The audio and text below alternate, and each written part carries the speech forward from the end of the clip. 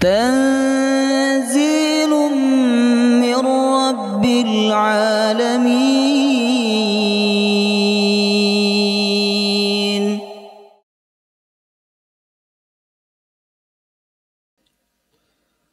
لقد جاءكم رسول من أنفسكم عزيز عليه ما عنتم حريص عليكم بالمؤمنين رؤوف رحيم.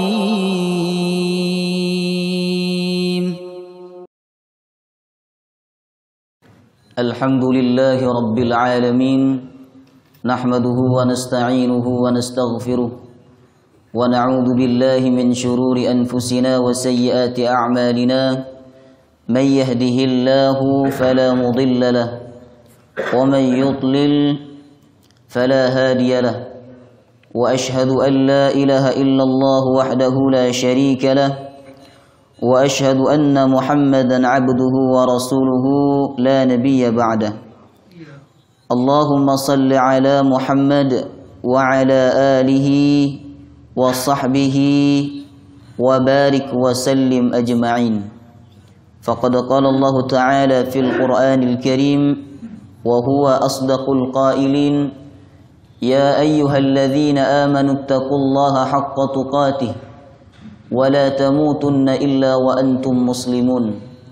يا أيها الذين آمنوا اتقوا الله وقولوا قولا سديدا يصلح لكم أعمالكم ويغفر لكم ذنوبكم، ومن يطع الله ورسوله فقد فاز فوزا عظيما. اللهم إنا نسألك علما نافعا ورزقا طيبا وعملا متقبلا. اللهم إنا نعوذ بك من علم لا ينفع وقلب لا يخشع وعمل لا يرفع ودعاء لا يسمع. اللهم أنت يا ميسر يسر أمورنا أمور الدنيا والآخرة، آمين يا رب العالمين. Hadirin hadirat Bapak Ibu jamaah rahimakumullah, Assalamualaikum warahmatullahi wabarakatuh. Alhamdulillah, kita bersyukur kepada Allah Subhanahu wa ta'ala, dan kita harus selalu bersyukur kepada Allah karena Allah selalu memberikan nikmatnya kepada kita semua. Salah satu nikmat yang patut dan harus kita syukuri kepada Allah Subhanahu wa ta'ala yaitu nikmat kita dimudahkan oleh Allah untuk berkumpul dalam satu majlis yang mulia, majlis yang dibanggakan oleh Allah Subhanahu wa ta'ala dan para malaikatnya. Bahkan ikan-ikan mendoakan orang yang ada di dalam majlis ini, yakni majlis ilmu. Alhamdulillah, pagi hari ini kita dapat berkumpul kembali untuk membaca, memahami, dan mengambil pelajaran dari perjalanan hidup sosok manusia yang paling kita cintai, Nabi kita, Nabi Muhammad sallallahu alaihi wasallam. Saya dan Bapak Ibu berharap dengan kajian sirah Nabi Muhammad ini, kecintaan kita kepada Allah dan Rasulnya semakin bertambah.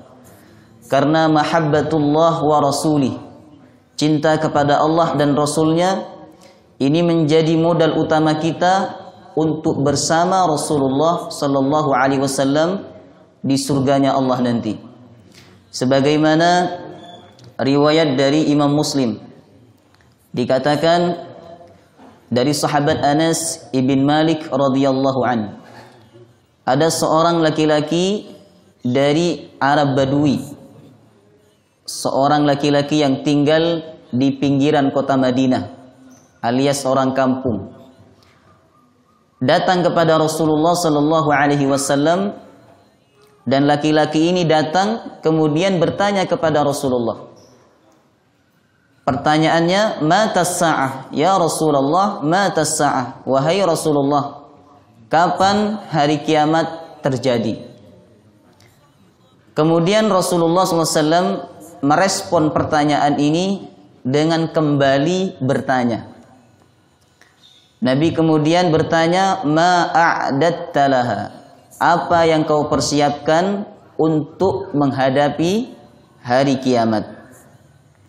Kemudian laki-laki tersebut menjawab, ya Rasulullah, saya tidak mempersiapkan dengan banyaknya ibadah salat.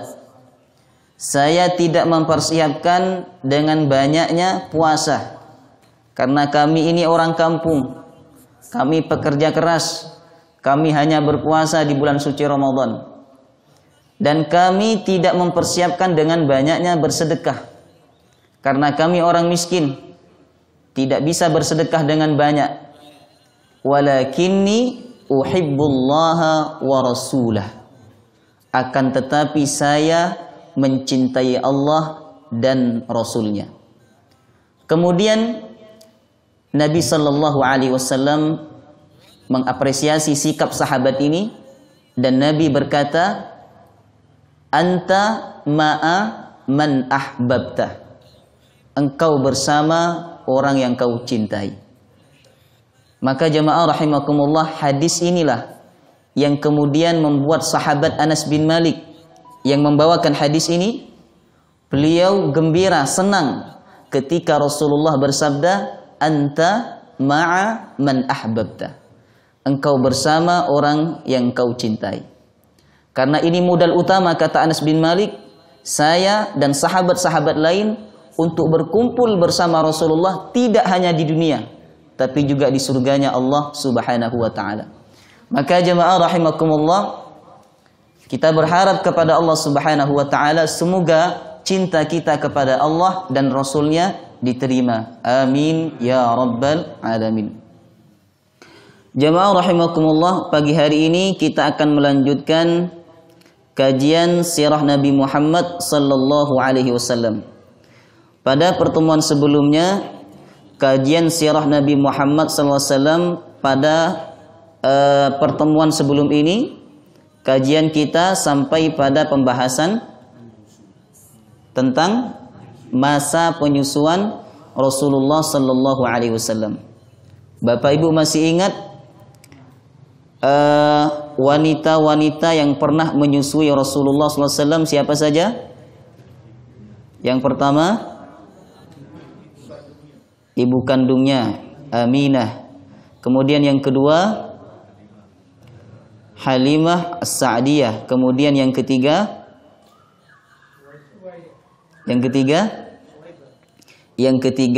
Thuwaibah. Ada 3 wanita yang pernah menyusui manusia yang mulia ini.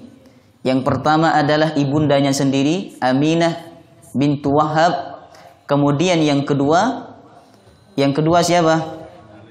Yang kedua Suwaibah Al-Aslamiyah. Yang ketiga Halimah As-Sa'diyah. Rasulullah SAW tidak melupakan jasa-jasa wanita yang pernah menyusui beliau. Seperti Suwaibah dan Halimah, ketika Nabi SAW ekonominya membaik, karena saat itu beliau menikah dengan wanita yang kaya raya bernama Khadijah radhiyallahu anha. Nabi tidak melupakan wanita-wanita yang pernah berjasa menyusui beliau, seperti Suwaibah dan Halimah. Nabi sallallahu alaihi wasallam sering memberikan hadiah berupa makanan, pakaian, dan tidak jarang Nabi sallallahu alaihi wasallam mengundang Suwaibah dan Halimatus Sa'diyah untuk datang ke rumahnya. Nabi kita sallallahu alaihi wasallam memberikan contoh kepada kita semua, Bapak Ibu, betapa kita tidak boleh melupakan orang-orang yang pernah berjasa dalam kehidupan kita ini. Coba kita ingat-ingat, kita menjadi seperti ini, ya. Siapa saja yang telah berjasa dalam kehidupan kita. Maka Rasulullah SAW bersabda, "Idza atakum ma'rufan fakafi'uhu." Apabila datang kepada kalian ma'rufan, orang yang baik, orang yang berjasa kepadamu, fakafi'uhu, maka balaslah kebaikannya. Fa illam tajidu fad'u lahu. Apabila kalian tidak bisa membalas kebaikannya, minimal kata Rasulullah, fad'u lahu, mendoakan dia. Ketika ada orang berbuat baik kepada kita, memberikan bantuan kepada kita Bapak Ibu, itu sunnah pertama adalah membalas kebaikan. Sebagaimana firman Allah, wa idza huyyitum bi tahiyyatin fahayyu bi ahsana minha aw rudduha.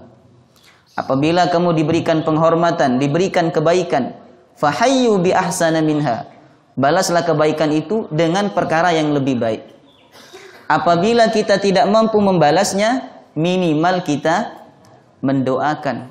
Bukan minimal mengucapkan terima kasih, boten, tapi minimal mendoakan. Mendoakan jazakallahu khairan. Semoga Allah membalas kamu dengan kebaikan. Karena kalau kita mengucapkan terima kasih tanpa mendoakan, dia tidak mendapatkan kebaikan apa-apa dari kita Bapak Ibu. Ada orang memberikan bantuan kepada kita. Kita cuma bilang, terima kasih. Masya Allah antum khair. Udah selesai. Kita tidak mendoakan dia. Berarti dia tidak mendapatkan kebaikan apa-apa dari kita. Namun ketika seseorang memberikan bantuan kepada kita, lalu kita membalasnya minimal dengan doa, ada kebaikan yang dia dapatkan dari kita. Jazakallahu khairan. Kalau perempuan, jazakillahu khairan. Kalau banyak, jazakumullahu khairan. Kalau perempuan banyak, jazakunnallahu khairan. Baik. Maka dalam hadis lain Nabi kita sallallahu alaihi wasallam juga bersabda, la yashkurullah man la yashkurin nas.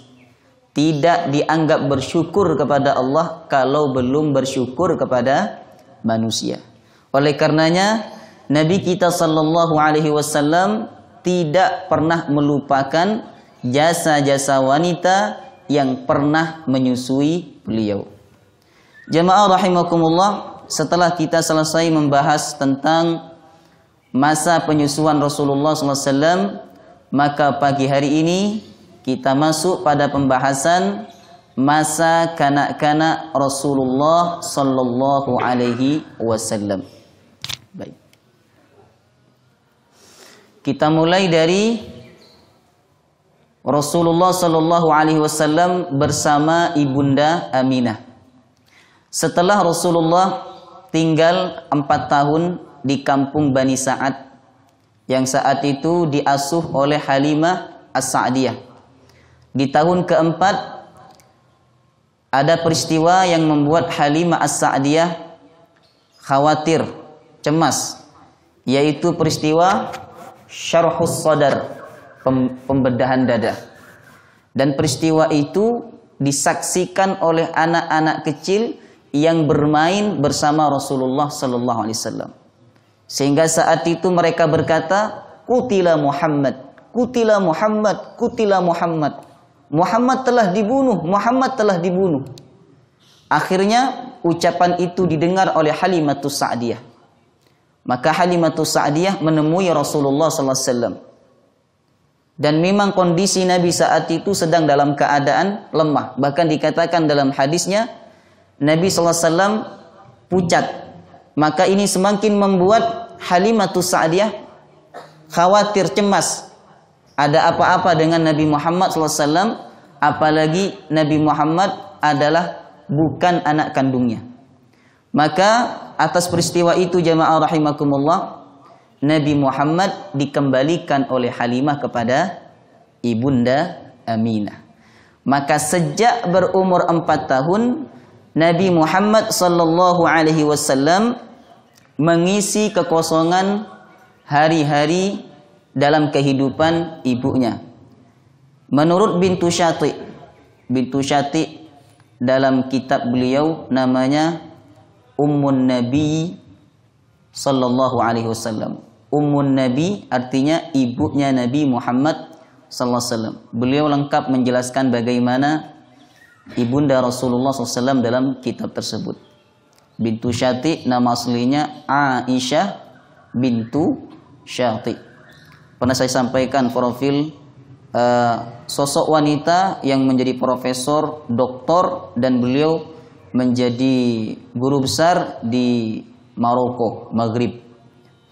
Dalam kitab tersebut dikatakan bahwa selama Aminah dengan Rasulullah SAW, Aminah selalu menceritakan tentang sosok ayahnya yang begitu baik, yang begitu kasih sayang. Dan Aminah juga menceritakan kepada Nabi Muhammad SAW tentang kisah ayahnya yang ditebus dengan 100 ekor unta. Diceritakan oleh Aminah. Dalam rentang waktu itu jamaah rahimakumullah, sang ibunda Aminah telah mencurahkan perhatian yang begitu besar. Apalagi Nabi Muhammad SAW sebagai anak satu-satunya, harapan satu-satunya Aminah. Maka Aminah memberikan perhatian, mencurahkan perhatian yang sangat luar biasa kepada Nabi Muhammad SAW. Pada saat berusia 6 tahun, Aminah bercerita kepada Nabi Muhammad SAW bahwa dirinya akan melakukan safar, berpergian keluar kota yang tujuannya adalah ke kota Yathrib. Yathrib sebelum Nabi hijrah namanya Yathrib. Tapi setelah Nabi kita SAW hijrah ke Madinah, nama Yathrib itu diganti oleh Nabi menjadi nama Madinah. Yathrib ini aslinya nama orang, Bapak Ibu. Dikatakan dalam banyak riwayat bahwa ada umat Nabi Nuh alaihissalam yang selamat bersama Nabi Nuh di atas kapal. Jadi semua orang yang ada di luar kapalnya Nabi Nuh itu tenggelam. Semua manusia tenggelam, kecuali orang yang bersama Nabi Nuh di dalam kapal. Kemudian salah satu di antara mereka ada yang bernama Yathrib. Yathrib ini melakukan perjalanan atau berpergian ke sebuah tempat. Tempat itulah yang pertama ditempati oleh manusia yang bernama Yathrib. Kemudian tempat itu akhirnya dikenal dengan nama Yathrib karena memang orang yang pertama kali pergi ke tempat itu dan menempati daerah tersebut adalah seseorang yang bernama Yathrib, sehingga nama Yathrib ini dikenal sebagai nama kota. Tapi nanti ketika Nabi SAW hijrah ke kota Yathrib, maka nama tersebut dirubah oleh Nabi menjadi nama Madinah.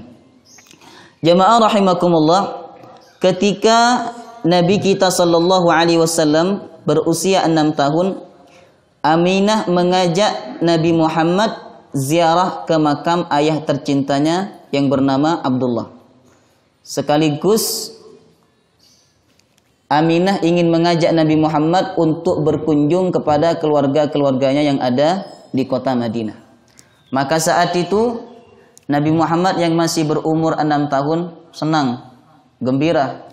Maklum anak kecil kalau ingin dibawa perjalanan jauh biasanya senang, gembira. Demikian pula yang terjadi pada Nabi Muhammad SAW. Apalagi beliau akan datang ke kota Yathrib untuk berziarah kepada makam ayahnya, yang selama itu Nabi Muhammad hanya mendengarkan kisah-kisah tentang ayahnya dari sosok ibunya. Maka Nabi Muhammad SAW gembira, senang ketika beliau diajak oleh ibunya untuk pergi ke Yathrib, berkunjung ke keluarga yang ada di Yathrib, sekaligus berziarah ke makam ayahnya. Sebelum berangkat jemaah rahimakumullah, Aminah mempersiapkan segala perbekalan karena perjalanan dari Makkah Madinah berapa kilometer, Pak? 400 kilometer. Ya. Ini ada petanya. Ya, Makkah Madinah itu 400 kilometer. Ini perjalanan jauh. Ya, kalau ditempuh dengan onta, ya kendaraan onta, perjalanan kurang lebih 1 bulan. Kalau pakai bis berapa jam? 4 sampai 5 jam. Ya. Sehingga Aminah harus mempersiapkan bekal yang cukup, dan Aminah saat itu jamaah rahimakumullah memasang payung di atas ontanya. Memasang payung di atas ontanya supaya dia dan anaknya tidak disengat oleh panasnya matahari. Karena perjalanan itu terjadi musim panas. Supaya bisa bersama rombongan dagang ke negeri Syam. Musim panas orang-orang Quraisy biasanya berdagang ke negeri Syam, sedangkan musim dingin mereka berdagang ke negeri Yaman. Setiap mereka berdagang ke negeri Syam, mesti mereka istirahat sejenak di kota Madinah.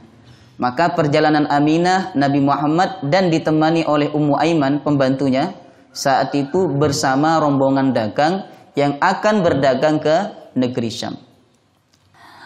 Maka jemaah rahimakumullah, setelah perbekalan sudah siap, kemudian payung sudah dipasang di atas ontanya Aminah, maka kemudian Aminah meninggalkan rumahnya. Aminah menatap rumah, di mana di rumah itu dia membangun rumah tangga bersama Abdullah. Dan di rumah itu Aminah melahirkan anak kesayangannya Nabi Muhammad sallallahu alaihi wasallam.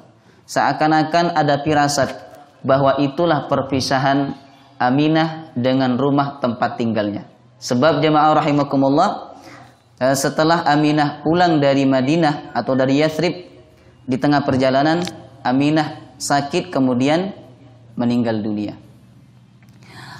Maka berangkatlah Aminah bersama Nabi Muhammad SAW yang ditemani oleh pembantu setianya bernama Barakah Ummu Aiman. Seperti biasa, sebelum orang-orang Mekah berangkat melakukan perjalanan jauh, terlebih dahulu mereka bertawaf di Ka'bah. Tawaf 7 kali di Ka'bah. Kemudian setelah bertawaf, mereka berdoa kepada Allah Subhanahu wa taala agar mereka diberikan kelancaran, keselamatan dalam perjalanan. Setelah bertawaf, maka Aminah, Nabi Muhammad, kemudian Ummu Aiman berangkat bersama rombongan menuju Yathrib. Sesampainya di Yathrib jamaah rahimakumullah, Nabi Muhammad, Aminah dan Ummu Aiman kemudian menuju perkampungan Bani An-Najjar. Di kampung inilah banyak keluarganya Rasulullah sallallahu alaihi wasallam. Dan di kampung ini pula Nabi Muhammad, ayah Nabi Muhammad sallallahu alaihi wasallam dimakamkan. Setelah sampai kepada kampung Bani An-Najjar, Aminah disambut dengan hangat. Kemudian keluarga Bani An-Najjar menggendong Rasulullah SAW, lalu dibawa masuk ke rumah mereka. Saat di Madinah atau di Yathrib, Aminah kemudian menceritakan tentang sosok ayahnya. Ya, kemudian Aminah mengajak Nabi Muhammad berkunjung ke rumah-rumah keluarganya Rasulullah SAW dari pihak ibunya. Kemudian Aminah mengajak Nabi Muhammad SAW berziarah ke makam ayahnya. Disitulah Nabi Muhammad diceritakan oleh Aminah, diceritakan kembali tentang sosok ayahnya. Dan di situ Aminah melepaskan rindu kepada suaminya. 1 bulan lamanya mereka berada di kota Madinah. Jamaah rahimakumullah. Nabi Muhammad saat itu bermain dengan anak-anak seumurannya. Bahkan Nabi Muhammad SAW saat itu diketahui oleh orang-orang Yahudi. Karena di Madinah ini banyak orang Yahudi. Diketahui oleh orang Yahudi bahwa anak yang berumur 6 tahun yang bernama Muhammad itu adalah calon Nabi terakhir yang sudah dilahirkan oleh Allah Subhanahu wa taala. Sebab mereka melihat ada stempel hitam di punggung sebelah kanannya. Jadi di punggung sebelah kanannya Nabi, setiap Nabi ini, semua Nabi punya stempel kenabian. Maka kalau ada orang mengaku Nabi, lihat ada enggak stempel kenabiannya itu. 1 bulan lamanya mereka berada di kota Madinah. Kemudian tibalah waktunya pulang ke negeri Mekah. Maka jemaah rahimakumullah, ketika mereka pulang di perjalanan, terjadi badai yang sangat kencang menerbangkan pasir-pasir. Kemudian membuat perjalanan itu harus berhenti sejenak. Dan mereka saat itu berhenti di sebuah kampung namanya Al-Abwa. Kampung Abwa. Kampung yang cukup luas, besar, tapi penduduknya sedikit. Mereka berhenti di perkampungan Al-Abwa, menunggu sampai badai itu berhenti. Ya. Setelah badai berhenti, perjalanan dilanjutkan. Jemaah rahimakumullah. Nah, setelah badai berhenti, perjalanan dilanjutkan. Nah, di tengah perjalanan tidak jauh dari Abwa, Aminah merasakan badannya begitu lemah. Ya. Pada awalnya Aminah merasa bahwa itu sakit biasa, mungkin karena faktor kecapean atau mungkin karena badai yang baru saja menerjang perjalanan mereka. Tapi lama-kelamaan kondisi badannya Aminah semakin parah. Dan saat itu Nabi Muhammad yang masih berusia 6 tahun belum peka, jemaah rahimakumullah, tentang kondisi ibunya, sehingga belum tampak kesedihan pada diri Nabi Muhammad sallallahu alaihi wasallam. Kemudian Aminah merasa bahwa kelemahan yang dia alami, ya, kemudian sakit yang dia alami, jemaah rahimakumullah, dia merasa bahwa ajalnya akan segera tiba. Yang dilakukan oleh Aminah saat itu memeluk erat Nabi Muhammad, dipeluk oleh Aminah. Dipeluk oleh Aminah. Kemudian saat Aminah memeluk Nabi Muhammad sallallahu alaihi wasallam, saat itulah Aminah kemudian bersyair mendoakan anak kesayangannya. Ini syairnya, jemaah rahimakumullah. Ini disebutkan dalam kitabnya Imam As-Suyuti yang dikutip oleh Bintu Syati. Bunyi syairnya, baraka fikallahu min gulamin yabna alladhi fi hawmatil himami naja bi'aunil malikil allami faudi ghadad darbi bissihami bimi'atin min ibilin siwami in sahha ma absartu fil manami fa anta mab'uthun ilal anami tub'athu fil halli wa fil harami tub'athu bit tauhidi wal islami dini abikal birri Ibrahimi fallahu yanhaka 'anil asnami alla tuwalliha ma'al aqwami. Paham Bapak Ibu? Baraka fikallahu min gulamin. Inilah syair yang dibaca oleh Aminah ketika badannya sangat lemah dan dia merasa bahwa itu tanda-tanda ajalnya akan segera tiba. Dia memeluk erat Nabi Muhammad sambil dielus-elus, kemudian Aminah bersyair, baraka fikallahu min gulamin, semoga Allah memberkahi kamu wahai anakku, ya banalladzi fi haumatil himami, wahai anak dari seorang laki-laki yang hampir saja terbunuh, naja bi'aunil malikil alami, dia selamat karena pertolongan Allah al-Malik yang maha kuasa, al-Allami yang maha mengetahui. Faudi ghadad darbi bissihami, ayahmu ditebus, selamat karena ditebus dengan lemparan anak panah. Bimi'atin min ibilin siwami, kemudian anak panah itu menunjukkan bahwa anak panah itu 10 kali keluar namanya Abdullah, kemudian yang ke-11 keluar namanya unta. Maka ayahmu selamat bimi'atin min ibilin siwami, dengan tebusan 100 ekor unta. Kemudian Aminah melanjutkan syairnya, in sahha ma absartu fil manami, jika memang benar apa yang saya lihat di dalam mimpiku. Jadi Aminah selalu bermimpi. Apa mimpinya? Fa anta mab'utsun ilal anami, sesungguhnya engkau ini diutus untuk seluruh manusia. Tub'atsu fil halli wa fil harami, engkau diutus, dibangkitkan fil halli, di tanah halal, wa fil harami, dan di tanah haram. Artinya Nabi diutus tidak hanya untuk orang Mekah, tapi Nabi diutus untuk seluruh umat. Tub'atsu bit tauhidi wal islami, engkau diutus untuk membawa ajaran tauhid wal islami, dan ajaran Islam. Dini abikal birri Ibrahimi, agama ayahmu al-birri yang baik Ibrahim, bernama Ibrahim. Ibrahimi ini bacaannya, tapi diartikan Ibrahim. Fallahu yanhaka 'anil asnami, maka Allah melindungi kamu, menjaga kamu 'anil asnami, dari berhala-berhala. Alla tuwalliha ma'al aqwami, agar engkau tidak menyembah berhala sebagaimana kaum-kaummu. Inilah syair yang diucapkan oleh Aminah menjelang wafatnya. Setelah membaca syair ini jamaah rahimakumullah, kemudian Aminah berkata, kullu hayyin mayyit wa kullu jadidin bal wa kullu kabirin yafna wa ana maitatun wa dhikri baqin wa qad taraktu khairan wa waladtu tuhuran. Kullu hayyin mayyit, kata Aminah. Kullu hayyin mayyit, setiap yang hidup pasti akan mati. Ya, semua orang hidup pasti akan mati.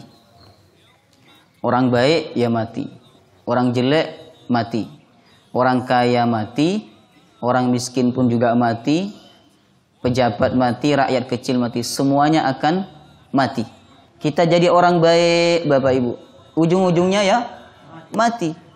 Mau jadi orang jelek juga, ujung-ujungnya mati. Kaya ya mati, miskin ya mati. Saya kadang berpikir, ya apa ya kehidupan ini, ujung-ujungnya mati Pak. Cobalah panjenengan merenung, ujung-ujungnya mati. Maka rugi orang yang mencari kehidupan dunia ini hanya untuk kehidupannya di dunia. Tapi beruntunglah orang yang mencari dunia ini tidak hanya untuk kehidupannya di dunia, tapi juga untuk kehidupannya di akhirat. Tinggal kita memilih jamaah rahimakumullah, kita ini mau mati dalam keadaan menjadi hamba yang baik ataukah menjadi hamba yang tidak baik. Kullu hayyin mayyit, setiap yang hidup itu pasti mati. Wa kullu jadidin bal, dan setiap yang baru pasti akan rusak. Dunia ini cepat rusak, cepat menghilang, ya toh. Kata orang, mencarinya setengah mati tapi habisnya bisa setengah hari, ya toh. Itu sifatnya dunia. Wa kullu kabirin yafna, setiap yang besar yafna, akan binasa, akan hancur. Wa ana maitatun, saya ini mayit, kata Aminah. Wa dzikri baqin, tapi namaku akan kekal. Namaku akan kekal. Dan benar jemaah rahimakumullah, ketika ada kajian sejarah Nabi, tidak ada sejarah Nabi kecuali akan mengungkit, menyebutkan, menyampaikan tentang sosok Aminah, ibunda Nabi Muhammad sallallahu alaihi wasallam. Wa qad taraktu khairan, dan sungguh aku meninggalkan khairan, anak yang baik. Wa waladtu tuhran, dan aku telah melahirkan tuhran, anak yang suci. Inilah kalimat yang dibaca atau disampaikan oleh Aminah menjelang wafatnya. Kemudian setelah Aminah mengucapkan kalimat-kalimat ini, tangannya mulai melemah dan lepas dari pelukannya kepada Rasulullah SAW. Lepas. Nabi kita SAW saat itu berusaha untuk memanggil ibunya, membangunkan ibunya. Ibu. Nabi berusaha untuk mengajak ibunya berbicara, tapi ibunya tidak merespon, dan mata pun sudah tidak bisa melihat. Nabi Muhammad hanya bisa berkata, ibu. Beliau belum tahu kalau itu adalah kematian. Dia hanya bisa memanggil ibu. Ketika ibunya dipanggil 3 kali tidak merespon, maka Nabi Muhammad SAW menoleh kepada Ummu Aiman, pembantunya. Dia menoleh. Kemudian Ummu Aiman saat itu tidak bisa bertindak apa-apa kecuali merangkul Rasulullah. Dilangkul oleh Ummu Aiman. Kemudian Ummu Aiman berkata, itu adalah kematian wahai anakku. Itu adalah kematian wahai anakku. Kemudian Nabi Muhammad SAW bertanya kepada Ummu Aiman, apakah ini juga yang terjadi kepada ayahku? Iya, kata Ummu Aiman. Maka Nabi kita sallallahu alaihi wasallam nangis, meneteskan air mata karena masih berumur 6 tahun sudah ditinggal wafat oleh ibunya. Kemudian jamaah rahimakumullah, Ummu Aiman bersama Nabi Muhammad sallallahu alaihi wasallam mengantarkan kembali jenazah Aminah ke Al-Abwa. Karena mereka sebelumnya ada di Al-Abwa, ya toh. Kemudian mereka berangkat tidak jauh dari Al-Abwa, ya.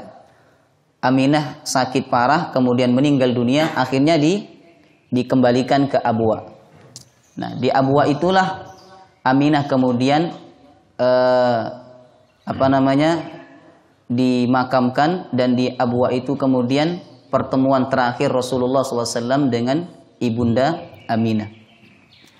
Jadi kebiasaan orang Arab itu, dan memang ini sunnah Nabi ya jemaah rahimakumullah, sunnah Nabi bahwa jenazah itu harus dimakamkan tidak jauh dari tempat dia meninggal dunia. Itu sunnahnya. Jadi kalau panjenengan haji umroh ya atau ada di luar negeri, mohon maaf meninggal dunia, maka makamkan tidak jauh dari tempat dia meninggal dunia. Tidak usah dibawa pulang ke Indonesia. Sebagaimana kisah jamaah kita di Dinoyo itu. Ada dia punya keluarga kerja di Brunei, kena serangan jantung tiba-tiba mati. Jadi kematian ini luar biasa, jemaah rahimakumullah. Ada orang yang mati ketika nyetir mobil. Karena keluarganya yang ada di Malang minta untuk dibawa pulang ke Malang, maka terpaksa jenazah itu dibawa pulang. Nah, ini masa Covid. Jadi pemberkasan kemudian peraturan lebih ketat. Apa yang terjadi jemaah rahimakumullah? Jenazah itu baru sampai setelah 10 hari perjalanan. 10 hari. Inilah orang yang mendahulukan perasaan daripada tuntunan. Jadi kita ini tidak boleh mendahulukan perasaan. Yang harus kita dahulukan itu adalah tuntunan daripada Allah dan Rasulnya. Meskipun itu tidak sesuai dengan atau bertentangan dengan perasaan kita, tetap kita harus mendahulukan tuntunan. Maka sebagaimana kebiasaan orang-orang Arab, dan ini sudah menjadi sunnah dari Nabi kita sallallahu alaihi wasallam, bahwa jenazah itu dimakamkan tidak jauh dari tempat dia meninggal dunia. Tidak usah dibawa lari kemana ke sini, tidak usah. Dengan alasan mau dimakamkan berserta keluarganya. Supaya ketemu ya. Jemaah rahimakumullah, kalau ruhnya itu orang baik, akan ketemu. Nanti ruh orang baik itu Allah tempatkan di Illiyin, sebagaimana firman Allah, kalla inna kitabal abrari lafi Illiyin.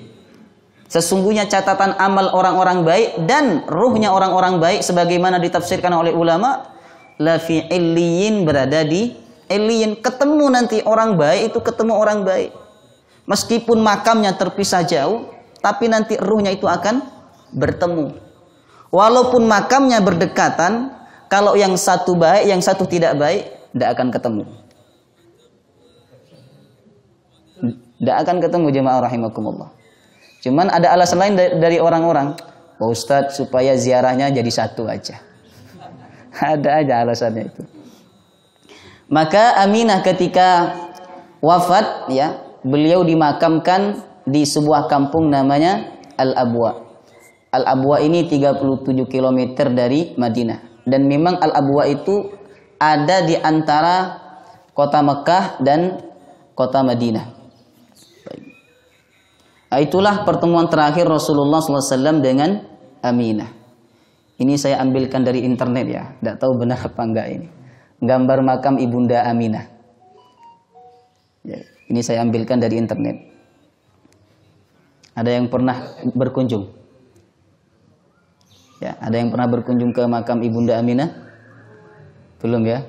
Baik. Gimana, Pak? Baik, kita lanjutkan.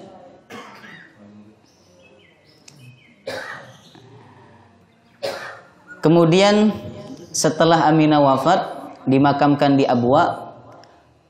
Pada akhirnya Rasulullah dan Ummu Aiman pulang tanpa bersama ibundanya. Mereka diantar oleh orang-orang Abwa, diantar ke kota Mekah. dan Nabi pulang tidak bersama ibunya lagi. Maka jemaah rahimakumullah, kenangan Nabi bersama ibunya ini merupakan kenangan yang tidak terlupakan. Sampai-sampai Bintu Syati memberi judul kenangan yang abadi. Kebersamaan Nabi dengan Ibunda Aminah merupakan kenangan abadi yang tidak terlupakan. Meskipun Nabi menghabiskan waktu bersama ibunya berapa tahun? 2 tahun. 4 tahun di kampung Bani Sa'ad, 2 tahun di Mekah bersama Ibunda Aminah. Dikatakan dalam sebuah riwayat, ketika Nabi hijrah dan tiba di kota Madinah, beliau berkata, "Di sini aku tinggal bersama ibuku, di sini makam ayahku, di sini tempat aku bermain." Dalam sebuah hadis dari Abu Hurairah, beliau berkata, Nabi pernah berziarah ke makam ibunya dan beliau menangis. Hadis yang lebih lengkap diriwayatkan oleh sahabat Abdullah ibn Mas'ud. Diriwayatkan oleh sahabat Abdullah ibn Mas'ud.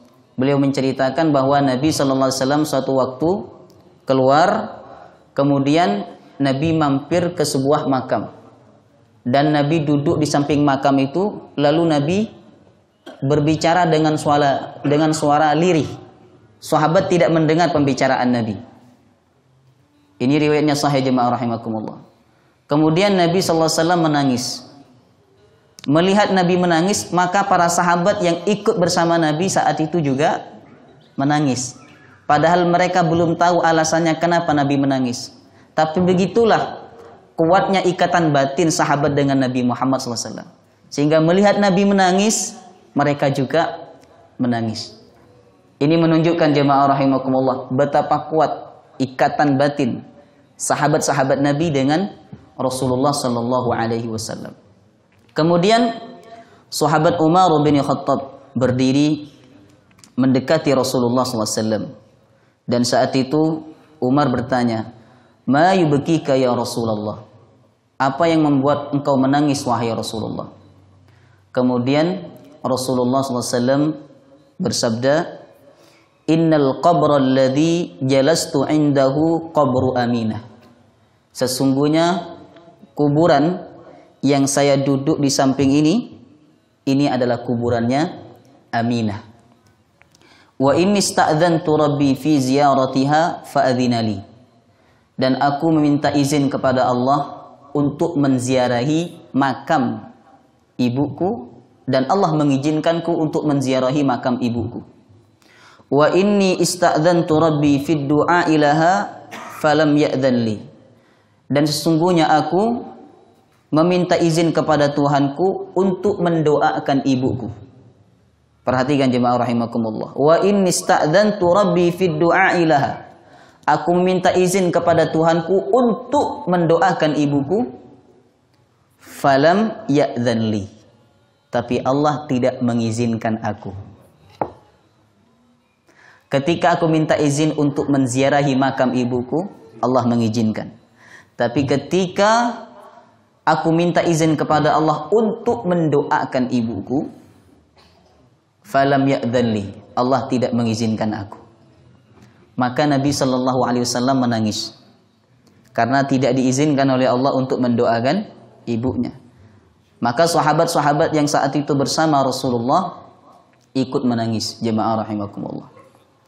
Inilah kenangan yang tidak pernah dilupakan oleh Rasulullah SAW bersama Ibunda Aminah. Kemudian sikap Rasulullah kepada orang tua. Sebagai insan kamil, Nabi Muhammad adalah sosok yang amat berbakti kepada orang tuanya. Meskipun ayahnya wafat ketika Nabi dalam kandungan, akan tetapi Nabi Muhammad pernah tumbuh bersama ibunda tercinta meskipun tidak lama.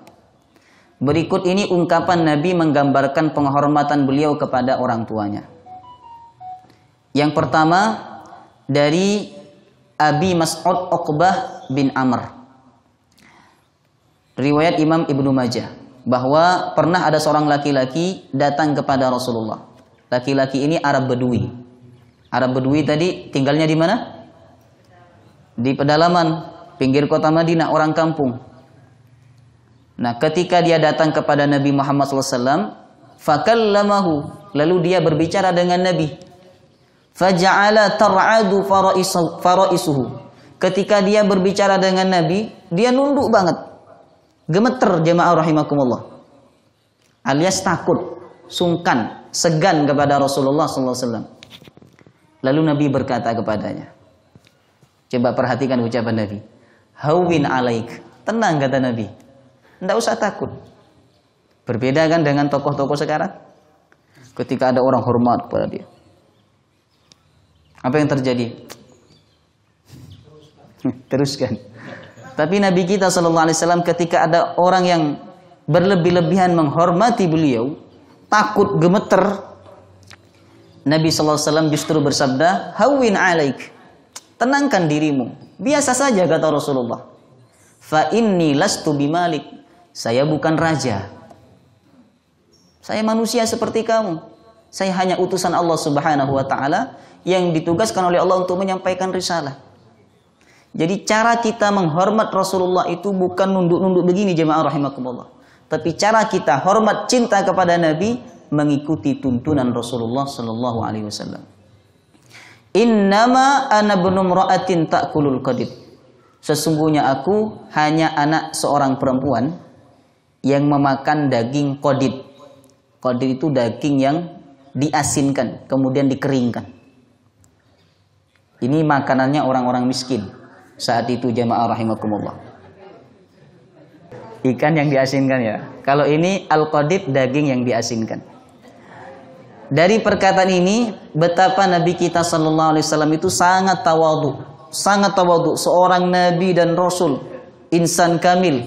Tapi beliau sallallahu alaihi wasallam sangat tawadhu, kepada siapapun beliau tawadhu. Bahkan Allah perintahkan beliau untuk bertawadhu. Wakhfid janahaka limanittaba'aka minal mu'minin.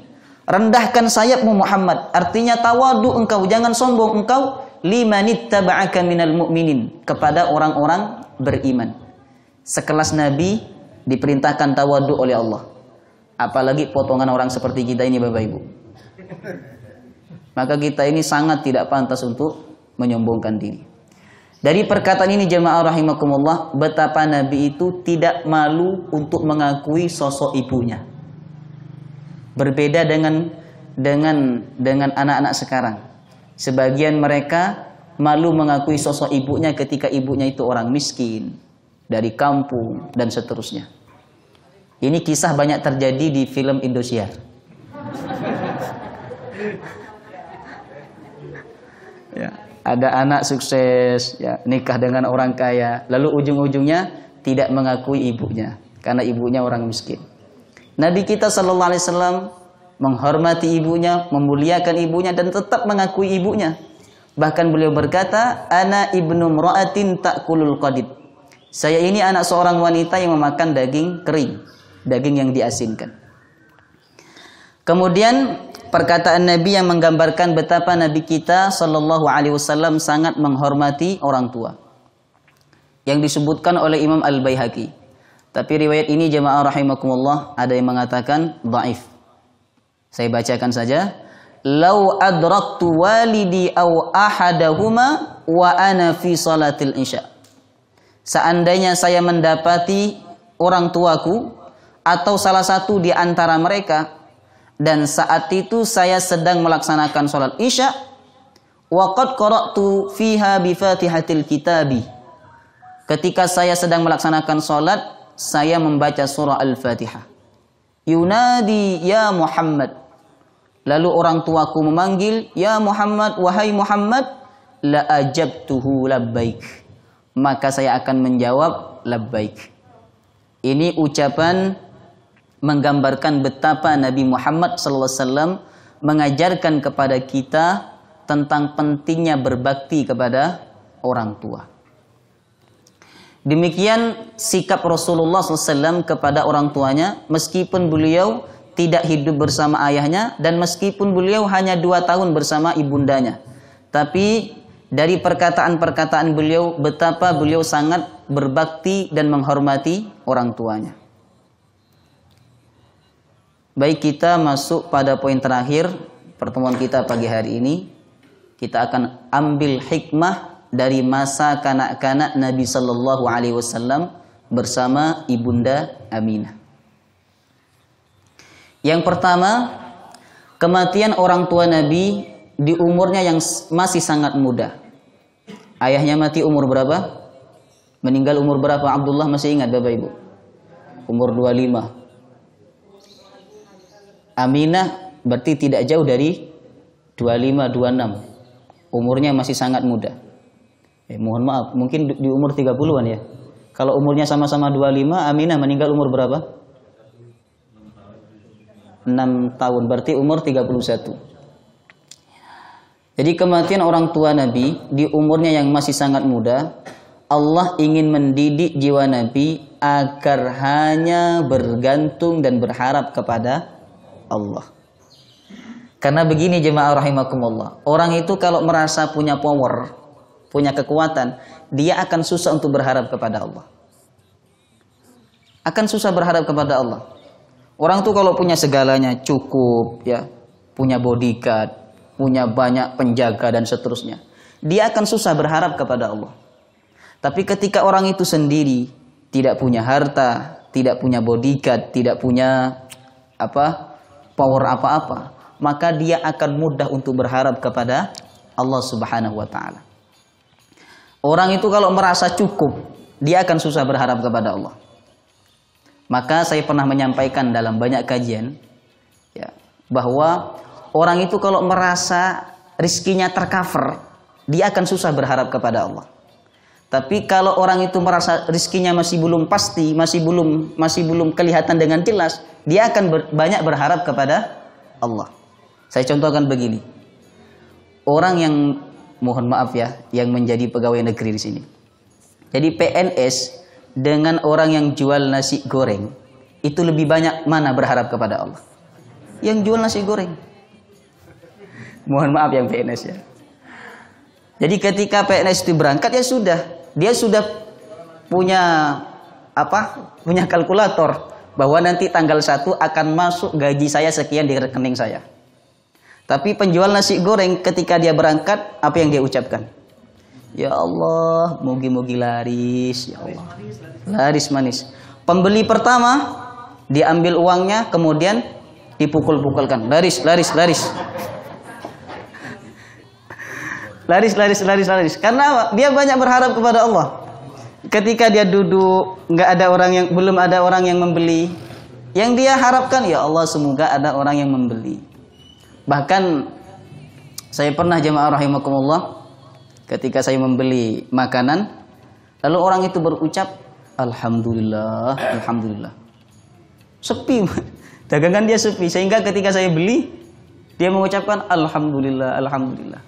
Jadi orang itu kalau merasa pikirannya belum mengcover, ya, belum istilahnya masih belum jelas ya, belum ada kalkulatornya, maka dia akan banyak berharap kepada Allah Subhanahu wa taala. Sedangkan orang yang sudah jelas ini, oh, pekan depan atau bulan depan saya dapat gaji sekian, 30 juta. Nanti masuk ke rekeningnya, biasa itu. Dia akan mengatakan saya dapat rezeki kalau dia mendapatkan di luar itu. Alhamdulillah Ustadz, tadi saya dapat rezeki. Itu berarti di luar gajinya. Kalau gajinya yang setiap bulan dia terima, biasa aja dia. Makanya jemaah rahimakumullah, lebih mulia mana penjual nasi goreng sama PNS?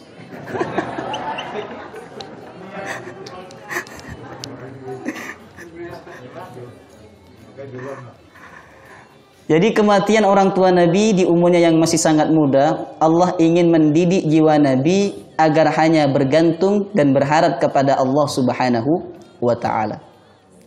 Serta menjauhkan dari kemanjaan, karena pada umumnya orang tua sangat memanjakan anaknya, terlebih jika itu anak satu-satunya. Baik. Kemudian hikmah yang kedua, hikmah lain dari wafatnya orang tua Nabi agar tidak ada perkara-perkara yang menyibukkan atau mengurangi tujuan Nabi diutus untuk berdakwah. Seandainya orang tua Nabi hidup sampai Nabi kita diangkat menjadi Rasul, mungkin tujuan Nabi diutus untuk berdakwah tidak terlaksana secara maksimal. Karena apa? Beliau punya kewajiban untuk berbakti kepada orang tua. Ya toh? Maka supaya tidak ada yang menghalangi dakwah Nabi untuk tersampaikan dengan sempurna, Allah Subhanahu wa taala wafatkan kedua orang tuanya sebelum beliau diangkat menjadi nabi dan rasul. Selain itu, agar tidak ada dugaan bahwa Nabi mendapatkan pendidikan dakwah dari kedua orang tuanya. Supaya tidak ada opini bahwa Muhammad itu belajar dari orang tuanya. Sehingga mereka beranggapan bahwa dakwah Islam itu bukan dari Allah. Agama Islam itu bukan dari Allah tapi dari orang tua Nabi.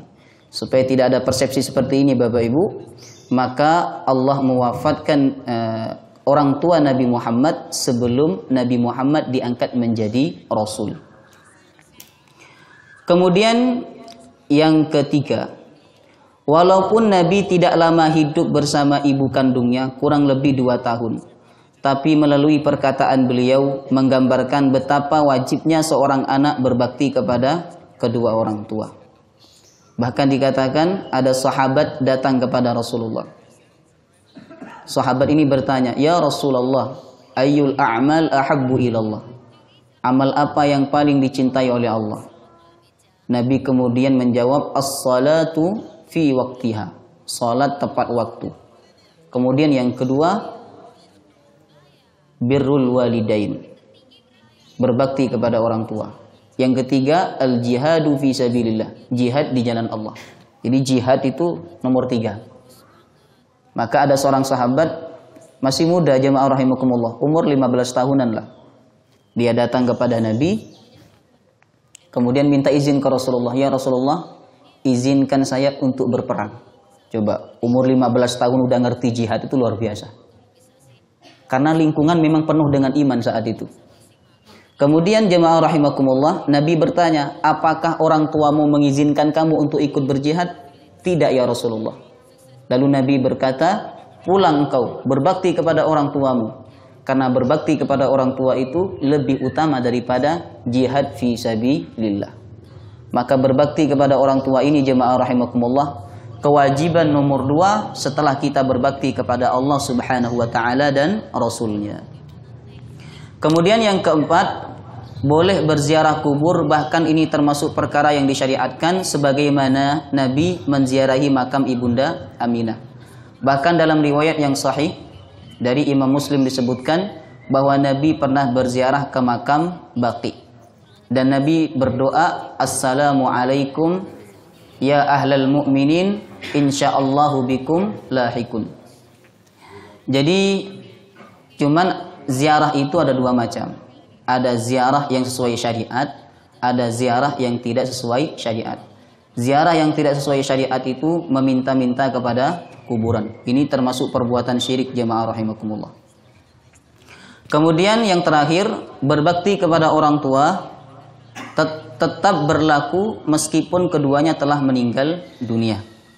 Di Nabi SAW berusaha untuk minta izin kepada Allah agar diberikan izin untuk mendoakan orang tuanya. Tapi Allah tidak mengizinkan. Ini menunjukkan jamaah rahimakumullah bahwa berbakti kepada orang tua itu tidak hanya saat hidup. Meskipun mereka berdua sudah meninggal dunia, kita tetap wajib berbakti.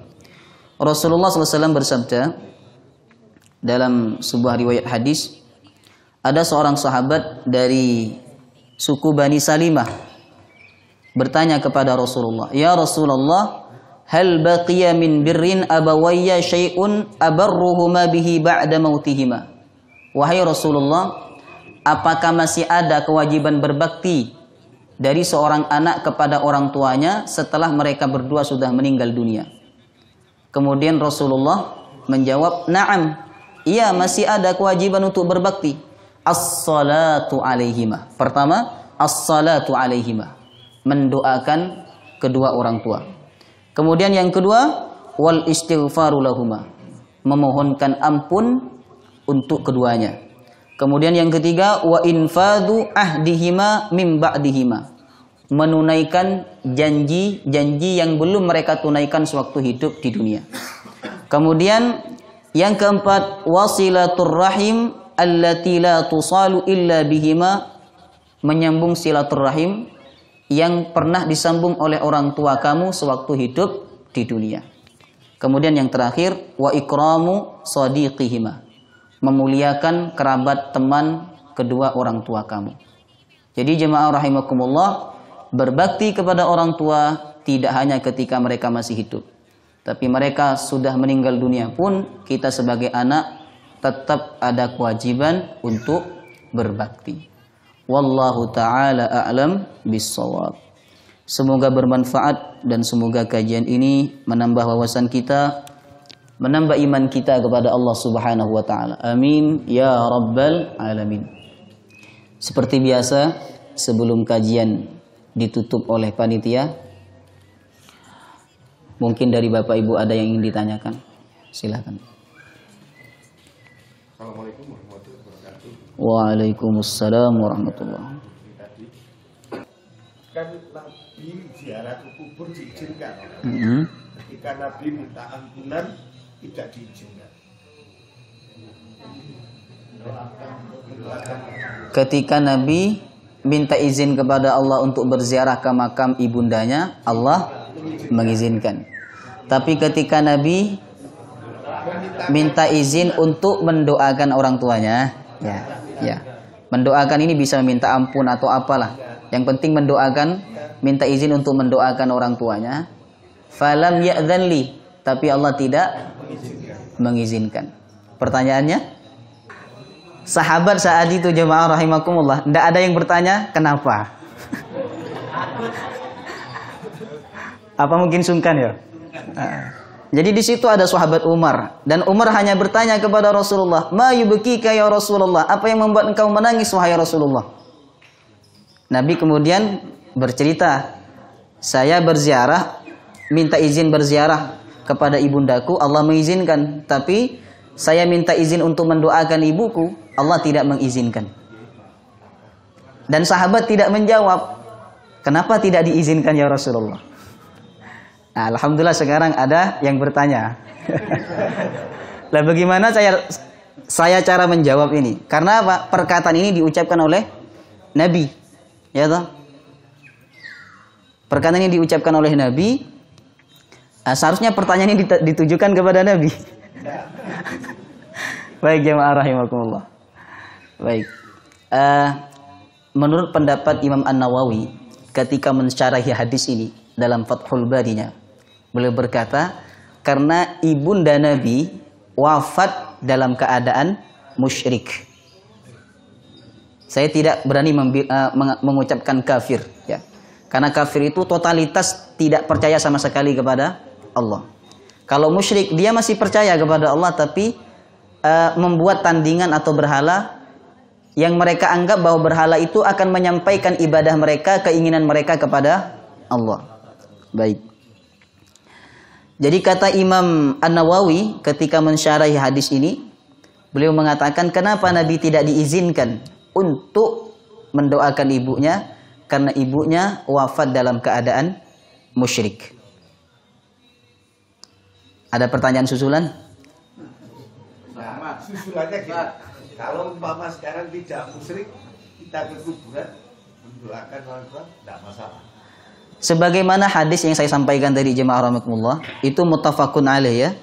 Jadi Nabi pernah berziarah ke makam Baqi dan Nabi mendoakan mereka. Yang tidak boleh itu minta kepada kuburan, itu tidak boleh.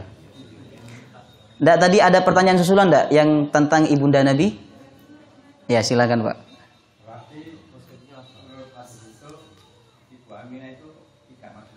Nah, ini pertanyaannya saya tunggu-tunggu ini.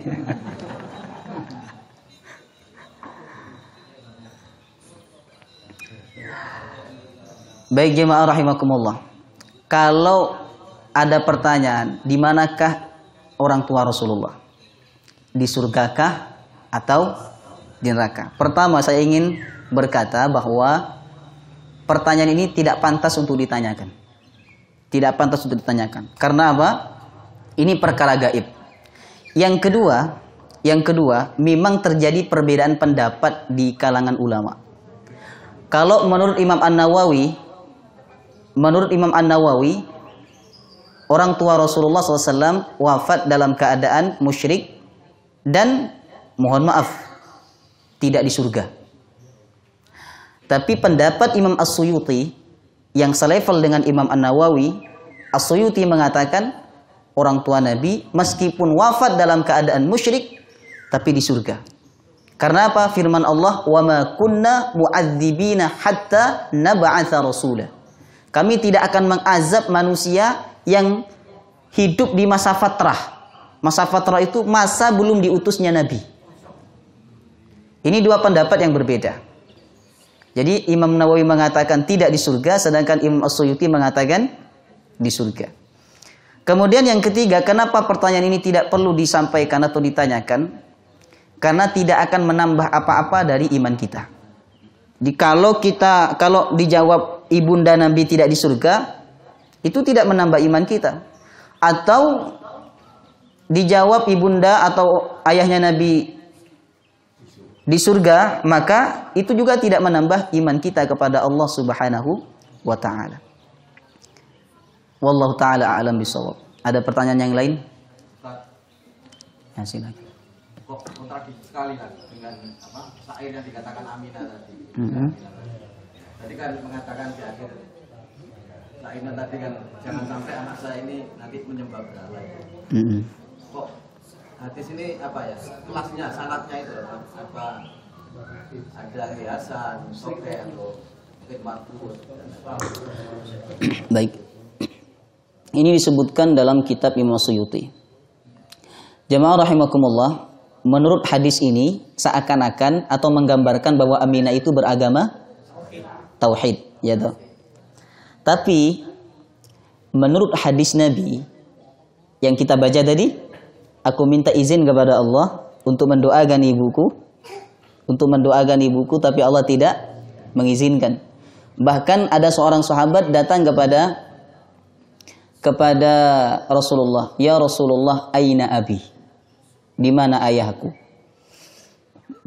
Kemudian Nabi kita sallallahu alaihi wasallam menjawab, "Inna abi wa abaka finnar." Sesungguhnya ayahku dan ayahmu di neraka.